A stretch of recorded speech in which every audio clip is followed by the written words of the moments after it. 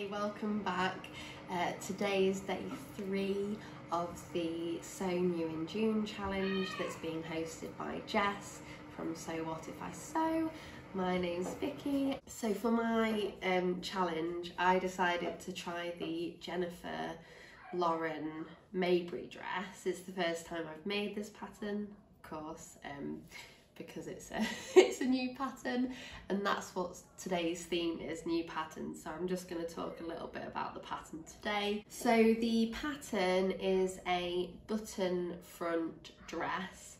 The buttons are slightly off-centered, it's got a really nice curved overlap, and it's got a waist that's gathered by a cord channel, which is not something I've done in a dress before, so that was cool. That was something a bit different. And it's sort of a knee-length dress. It's got 3 options for the sleeves. I went with short sleeved, but there's also a 3/4 and a long sleeve. The pattern comes in a waist size from 24 inches to 42 inches, which covers size 6 to 24 of her patterns. She also does 4 cup sizes, which I think is very impressive. I don't see this very often. So she does an A, B, C and D cup size for the bodice, which is really handy because technically I should do a full bust adjustment for most of my patterns. I can often get away with it because my bust fits into the E's, but I do fall into the D cup. So that was really nice, not having to do any adjustments for that. The only thing that's slightly frustrating about the printing is that to get it printed in AO, I couldn't find a way around not getting all the cup sizes printed, which would have meant 1 sheet per cup size, which would have been 3 extra sheets. So I decided for this pattern to just print it at home and stick it together, which is fine because generally when I print patterns, I'll do a bulk on AO as a little treat, and then I try to print probably about half of my patterns myself, to just sort of go in between.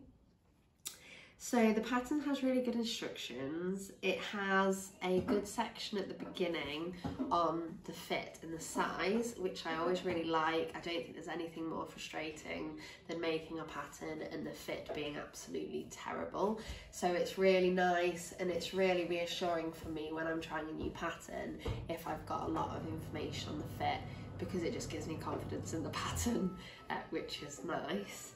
And she includes information on how to grade between sizes, as well as how to pick your cup size.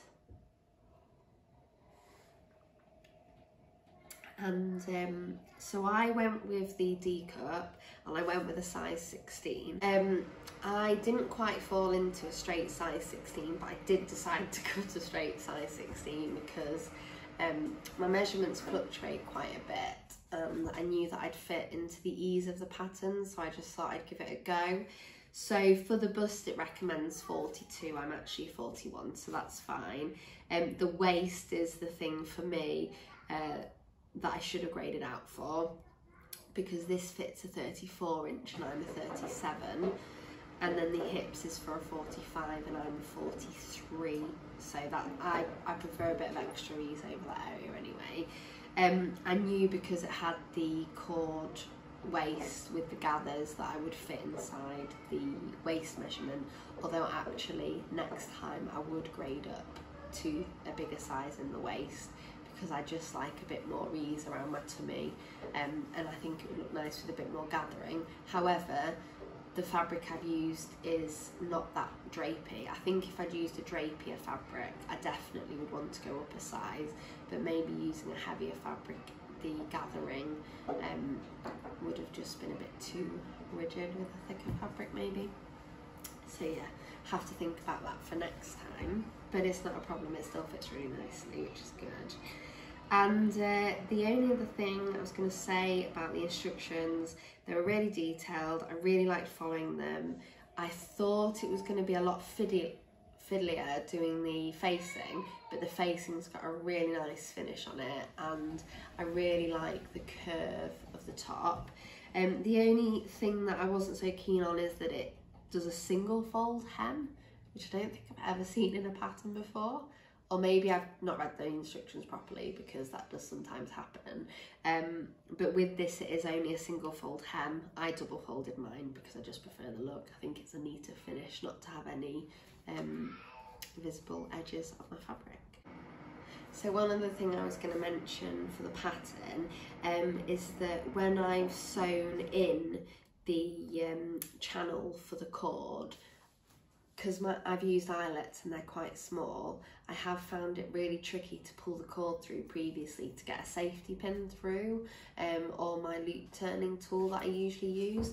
So what I did for this one is I pulled the cord through the 2 holes and sort of laid it around the inside of the dress and put the channel over the cord and sewed it down. And that seems to have worked fine, and it was a lot less faffier than trying to pull it all the way around the dress. So yeah, maybe that's one tip if you're making this dress yourself. But yeah, I really like this pattern, and it's one that I'll definitely use again. I think it's fine for beginners. It's got a lot of detail. So yeah, that is the pattern that I've used for this challenge.